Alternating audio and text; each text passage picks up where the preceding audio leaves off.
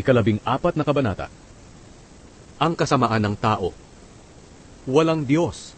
Iyan ang sinasabi ng mga hangal sa kanilang sarili. Masasama sila at kasuklam-suklam ang kanilang mga gawa. Ni isa sa kanila ay walang gumagawa ng mabuti. Mula sa langit tinitingnan ng Panginoon ang lahat ng tao, kung may nakakaunawa ng katotohanan at naghahanap sa Kanya. Ngunit ang lahat ay naligaw ng landas, at pare-parehong nabulok ang pagkatao. Wala kahit isa man ang gumagawa ng mabuti. Kailan kaya matututo ang masasamang tao? Sinasamantala nila ang aking mga kababayan para sa kanilang pansariling kapakanan, at hindi sila nananalangin sa Panginoon.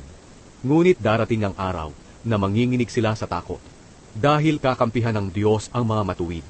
Sinisira ng masasamang tao ang mga plano ng mga dukha, ngunit ang Panginoon ang magiging kanlungan nila. Dumating na sana ang tagapagligtas ng Israel mula sa Zion. Magsasaya ang mga Israelita, ang mga mamamayan ng Panginoon, kapag naibalik na niya ang kanilang kasaganaan.